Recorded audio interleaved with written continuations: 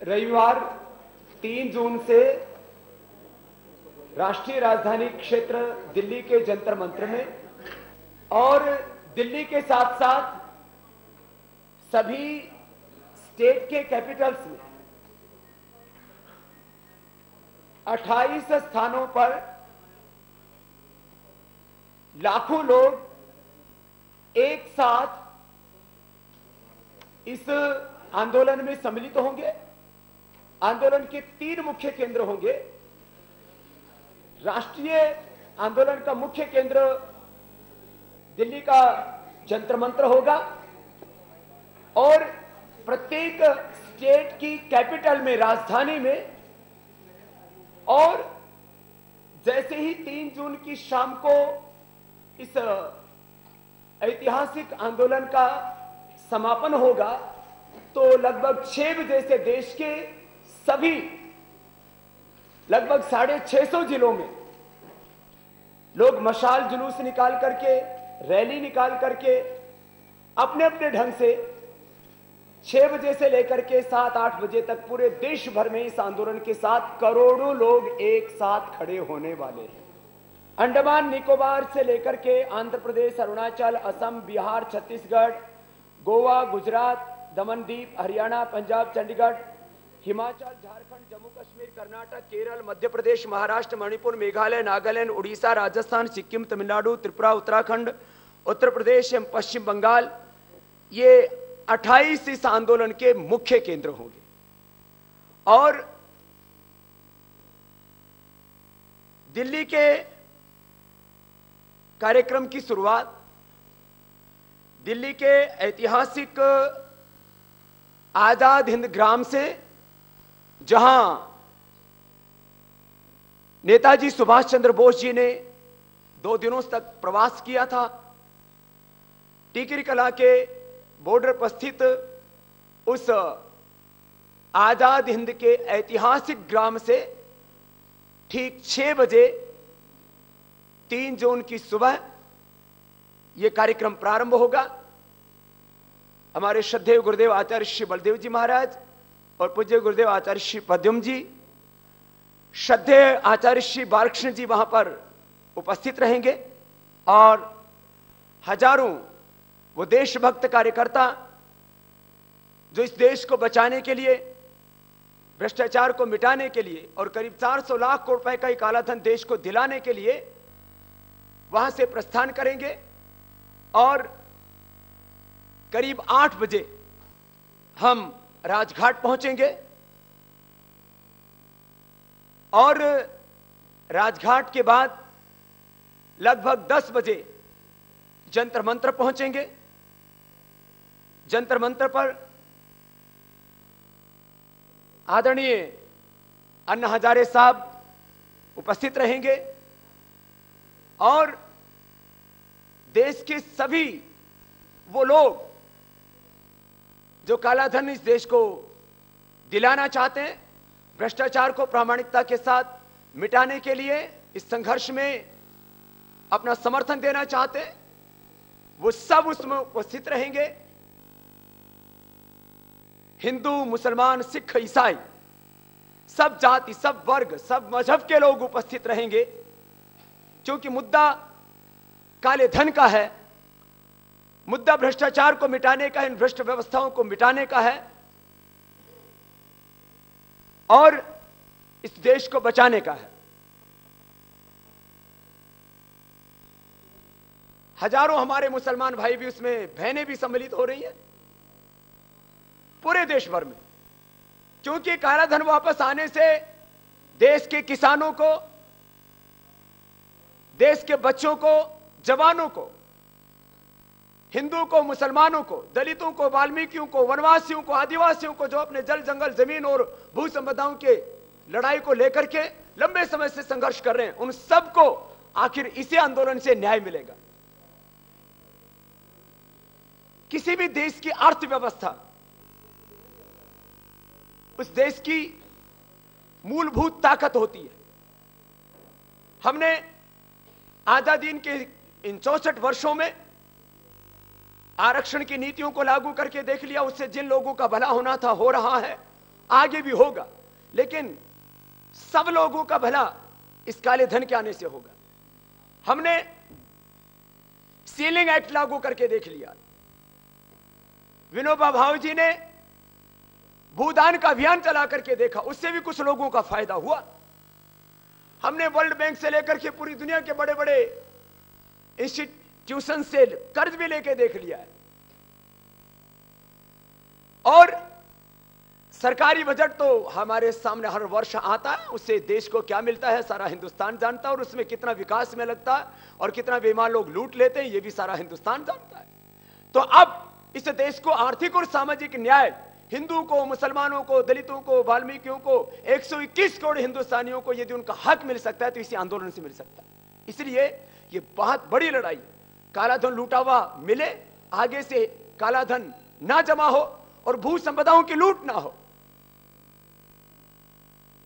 यदि ये आर्थिक लूट खत्म हो जाती है हिंदुस्तान में तो इस आंदोलन का परिणाम क्या होगा? सबसे बड़ा वो ये कि देश का लूटा हुआ उसका धन मिल गया और आगे से लूटना हिंदुस्तान बंद हो गया तो एक व्यक्ति को औसत करीब 2 करोड़ रुपए का आर्थिक लाभ होगा, एक परिवार को करीब 10 करोड़ रुपए का आर्थिक लाभ होगा। कोई छोटा आंदोलन नहीं है।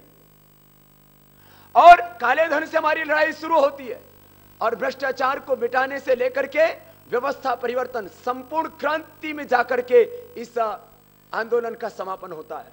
तो ये बहुत व्यापक आंदोलन 3 जून से शुरू हो रहा है। 4 जून से इस राष्ट्रव्यापी आंदोलन का स्वरूप क्या होगा वो हम 10 बजे के बाद जंतर मंत्र से बताएंगे। आगे की भी हमने आंदोलन के 4 चरण निर्धारित किए हैं जो बहुत ही महत्वपूर्ण होंगे और इस लड़ाई को एक परिणाम तक लेकर के जाएंगे, क्योंकि पूरे देश में आक्रोश है, गुस्सा है, उफान है, तूफान आया हुआ पूरे देश में। करीब 11 लाख किलोमीटर की यात्रा करके 11,000 से ज्यादा सभाएं और शिविर करके और 11 करोड़ से ज्यादा लोगों की सहभागिता, सब कुछ मैंने देख करके ये महसूस किया है कि पूरे देश में क्रांति के बुलबुले फूट रहे हैं। एक बहुत बड़े परिवर्तन का पूर्व संकेत में देख रहा हूं, लेकिन मिलना जो चाहिए हिंदुस्तान को अभी तक नहीं मिल पाया है। न तो काला धन मिल पाया है और न ही जनलोकपाल बन पाया है। लोग अब परिणाम देखना चाहते हैं। तो 3 जून को ये परिणाम कैसे मिले इस देश को, कैसे काला धन वापस आए, कैसे मजबूत लोकपाल बने भ्रष्टाचार को मिटाने के लिए और एग्जिस्टिंग जो कानून है वो इफेक्टिवली लागू हो, और कैसे सदाचार देश में बढ़े जिससे कि भ्रष्टाचार पैदा ही ना हो।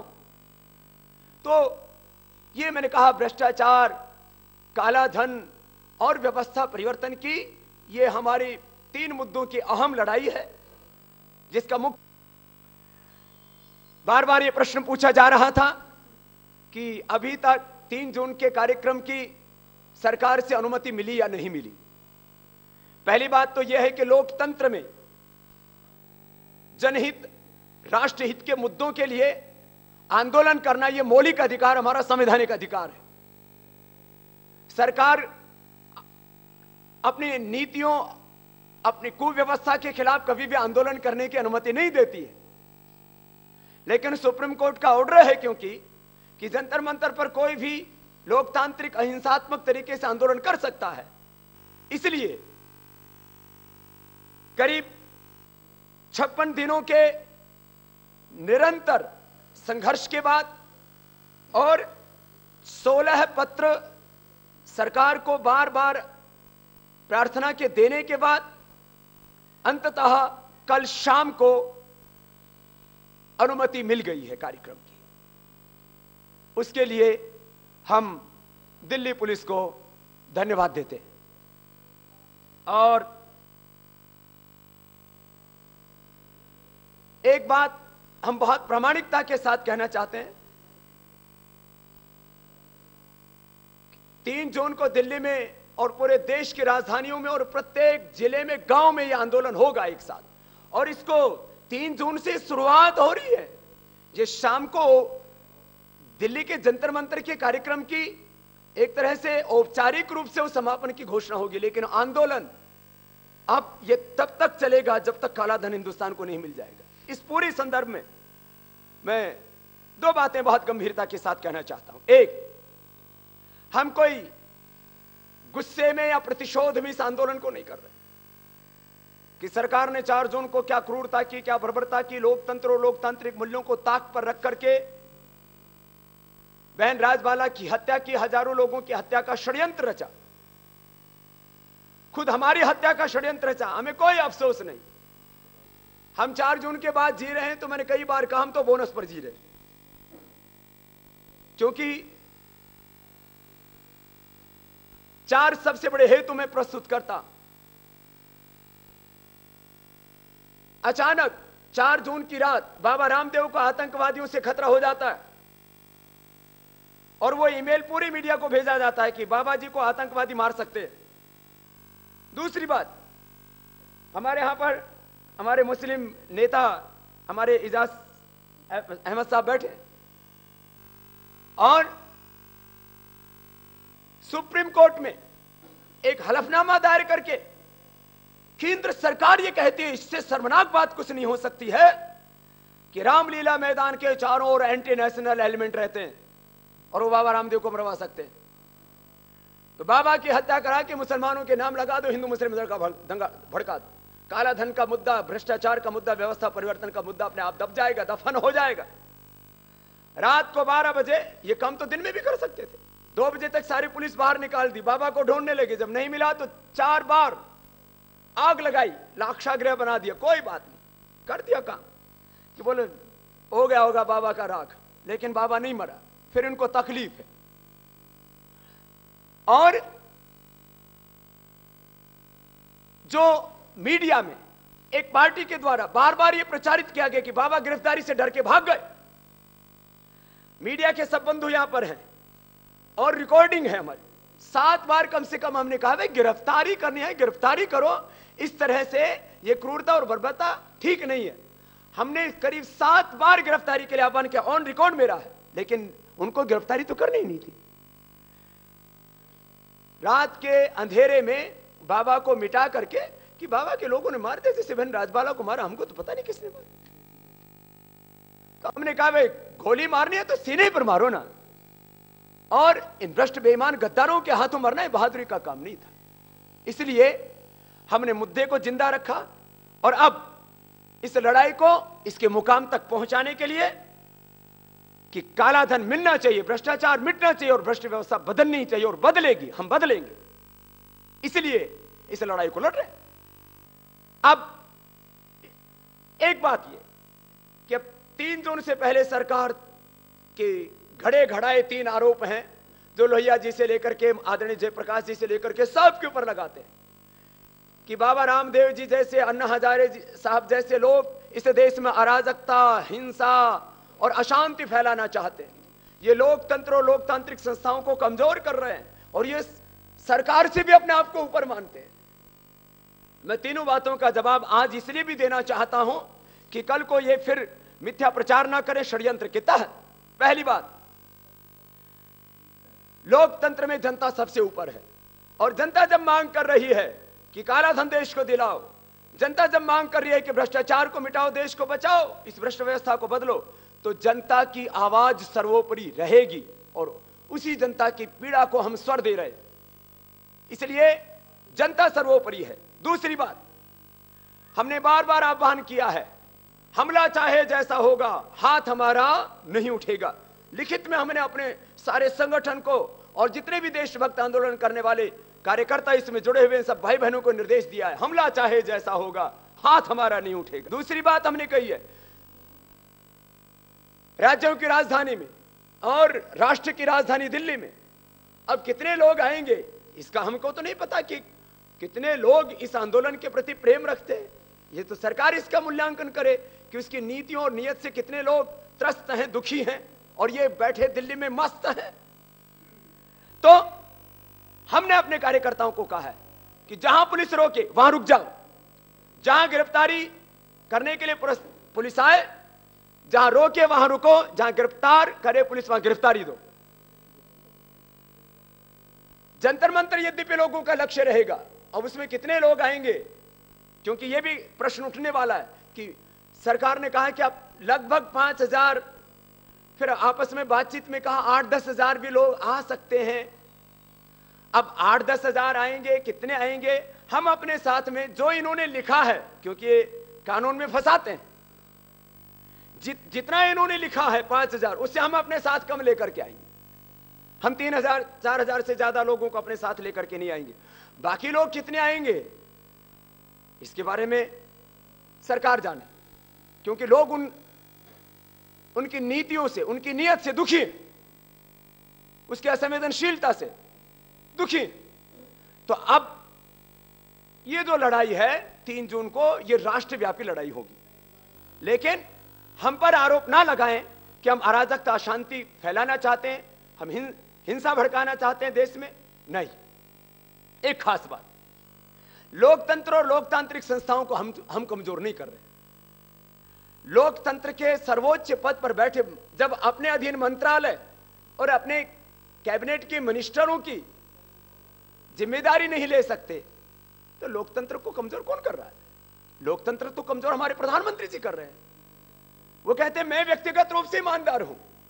आदरणीय प्रधानमंत्री जी, हम आपकी बहुत इज्जत करते हैं और आपकी व्यक्तिगत ईमानदारी के ऊपर हमने कभी कोई प्रश्न चिन्ह भी नहीं लगाया। आप व्यक्तिगत रूप से ईमानदार हो सकते हैं, लेकिन आपकी राजनीतिक ईमानदारी संदेहास्पद है। वो इसलिए कि प्रधानमंत्री का पद व्यक्तिगत नहीं है, वो संवैधानिक पद है, और उस संवैधानिक पद पर बैठे आपकी जिम्मेदारी है कि आपके मंत्रिमंडल का कोई व्यक्ति घोटाला करता है तो आप उसकी जिम्मेदारी से नहीं बच सकते। इस देश के रुपए का अवमूल्यन होता है, इस देश में डेफिसिट बढ़ता है, इस देश में इन्फ्लेशन, महंगाई बढ़ती है, उसकी जिम्मेदारी लेने से आप नहीं बच सकते। इस देश की जीडीपी का आकार घटता जाता है, इस देश की ग्रोथ रेट गिरती है, तो उसकी जिम्मेदारी आपकी है। तो आप ये जरा सोचें और देश को बताएं कि आप व्यक्तिगत रूप से तो ईमानदारी का अपना ढिंडोरा पीट सकते हैं और देश आपकी इज्जत भी करता है कि आप एक भोले भाले व्यक्ति हैं। आपकी राजनीतिक जिम्मेदारी, संवैधानिक लोकतांत्रिक जिम्मेदारी और संवैधानिक लोकतांत्रिक राजनीतिक ईमानदारी आप में है या नहीं, इसको आप बताइए। नहीं तो हम कह रहे हैं कालाधन को राष्ट्रीय संपत्ति घोषित करके 7 बिंदु दिए हैं हमने कि कालाधन कैसे वापस आएगा, उसके ऊपर कार्रवाई कर दीजिए। आपका या आपकी कैबिनेट का, आपकी सरकार का, आपके सरकार में सम्मिलित लोगों का कालाधन नहीं है तो उसको देश को दिलाने में आपको दिक्कत क्या है? आप या आपके मंत्री भ्रष्टाचार नहीं कर रहे हैं तो आपको जनलोकपाल बनाने में दिक्कत क्या है? आप और आपके मंत्री यदि इस भ्रष्ट व्यवस्था को बदलना चाहते हैं तो जो हम कह रहे हैं व्यवस्था परिवर्तन की लड़ाई के लिए आपसे आह्वान कर रहे हैं, तो आपको कार्रवाई करने में दिक्कत क्या है? तो ये कुछ प्रश्न है और प्रश्न बहुत उठेंगे। और 3 जून को भी सुबह 6 बजे से लेकर के रात को 10 बजे तक भी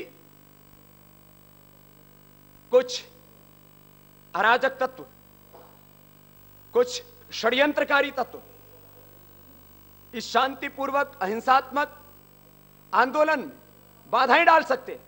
और उस समय जब किसी भी तरह का कोई भी प्रश्न उठे आंदोलन को लेकर के, तो मैं चाहूंगा, मीडिया के भाइयों से आग्रह करूंगा कि किसी भी मुद्दे पर बहस एक तरफा ना हो। के आंदोलन से जुड़े हुए व्यक्तियों को लेकर के, आंदोलन से जुड़े हुए मुद्दों को लेकर के एक तरफा बायस्ड बहस ना हो। इसलिए आप जरूर भारत स्वाभिमान के हमारे जो मुख्य प्रवक्ता है भाई तिजारावाला जी से जरूर संपर्क करके प्रिंट मीडिया में कोई खबर छापने से पहले अथवा इलेक्ट्रॉनिक मीडिया के हमारे जितने भी हमारे न्यूज चैनल्स के भाई यहां पर बैठे हैं, उनसे भी कहूंगा हमारे भी प्रतिनिधि को जरूर बुला लें, जिससे कि बात लोगों के सामने सच सच पहुंच जाए। कुछ लोगों ने कहा स्वामी जी आपको सरकार प्रेम पत्र बहुत भेज रही है आजकल, जिनको नोटिस कहा जाता है।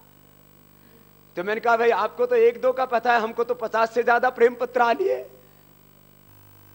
तो नोटिस भेजना, कई तरह की साजिश षड्यंत्र रचना, आंदोलन चलाने वाले व्यक्तियों को सताना, उनको बदनाम करना, उनका चरित्र हनन करना, ये पूरी दुनिया की राजनीतिक व्यवस्था के हथकंडे रहते हैं। बाबा 20 साल से सार्वजनिक सेवा में है, 19 साल से करीब हमारा ट्रस्ट भी चल रहा है। 20 साल तक बाबा ईमानदार था, 4 जून के बाद बाबा बेईमान हो गया। 4 जून से पहले तक 4-4 कैबिनेट मिनिस्टर नहीं, 25-30 मुख्यमंत्री, 3-3 प्रधानमंत्री, 3-3 राष्ट्रपति, सब बाबा का सम्मान करते थे। बाबा इस देश के एक सम्मानित नागरिक थे, भगवान जैसे लगते थे। लेकिन आज बाबा शैतान जैसे लगते हैं। उनके हर काम में उनको गुनाह नजर आता है। योग, आयुर्वेद और स्वदेशी का ये ऋषि कर्म है जिसको हमने आगे बढ़ाया। हमने 1 रुपए की टैक्स चोरी नहीं की, ना 1 रुपए की हेराफेरी की, और ना 1 रुपए का दुरुपयोग किया, और ना 1 रुपए का अपने लिए उपयोग किया। जमीन पर सोते हैं, 2 कपड़े रखते हैं, ये भी लोक लज्जा के लिए। जमीन पर भी सोने के लिए जगह नहीं देंगे तो और कहीं होगी तो वहां जाकर के सो लेंगे। हम अपना काम प्रामाणिकता से पहले भी कर रहे थे, आज भी कर रहे हैं। ये हमें नोटिस दे देते हैं, बस हमारे वकीलों का खर्चा थोड़ा बढ़ गया है। तो इनके सब प्रश्नों के जवाब दे रहे हैं हम। इनके जो भी ये नोटिस भेज रहे हैं, ये किसी भी स्तर पर जो है ना हमें दबा सकते, ना हमें कुचल सकते, ना हमें मिटा सकते, और ना हमें गलत ठहरा सकते। इसलिए पहले भी इन्होंने एक भेजा था, पता नहीं कितना, 50 करोड़ रुपए का कितना का नोटिस भेजा था, 84 करोड़ का। मेरे को एक सरकार के ही बहुत विश्वस्त व्यक्ति ने कहा, बोलो बाबा जी आपको 400 करोड़ रुपए तक के नोटिस आने वाले हैं। आप 400 लाख रुपए की बात कर रहे हो ना, तो आपके ऊपर भी 400 करोड़ रुपए की देनदारी दिखाएंगे। तो ये तो हमें पहले से ही पता है। लेकिन हमने 1 रुपए की ना चोरी की, ना 1 रुपए की हेराफेरी की, ना 1 रुपए का भ्रष्टाचार किया, ना 1 रुपए का अपने लिए उपयोग किया।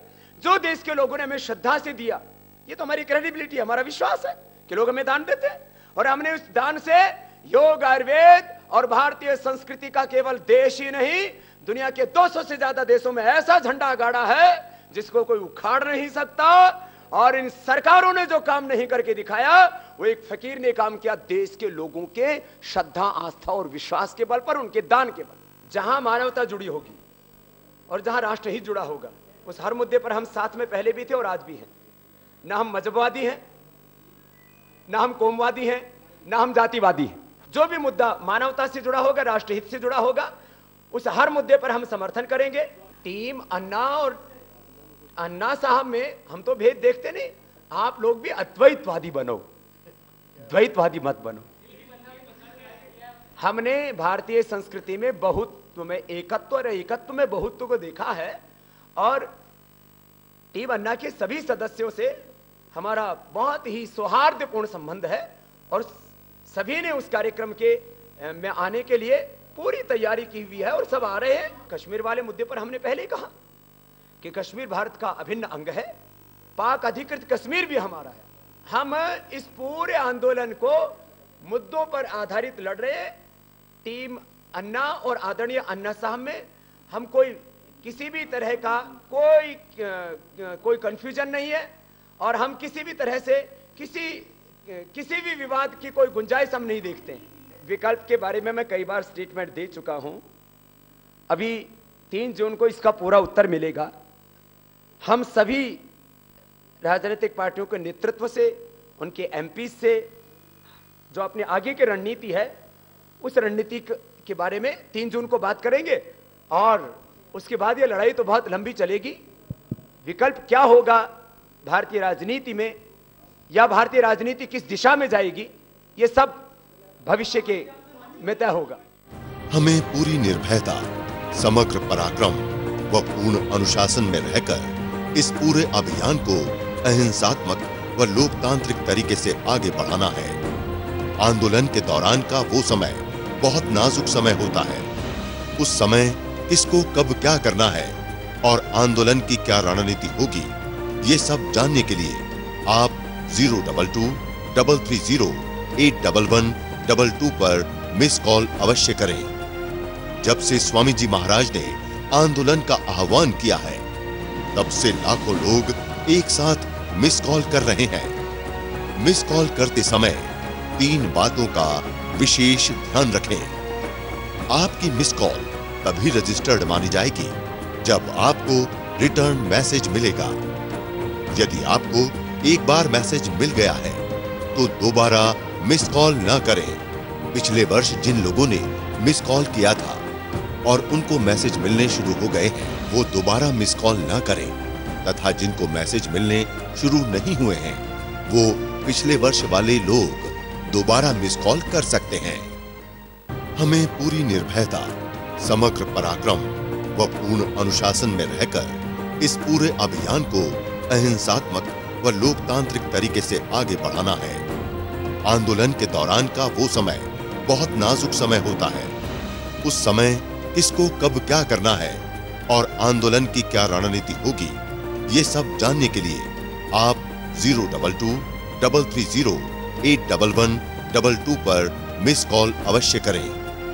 जब से स्वामी जी महाराज ने आंदोलन का आह्वान किया है, तब से लाखों लोग एक साथ मिस कॉल कर रहे हैं। मिस कॉल करते समय 3 बातों का विशेष ध्यान रखें। आपकी मिस कॉल तभी रजिस्टर्ड मानी जाएगी जब आपको रिटर्न मैसेज मिलेगा।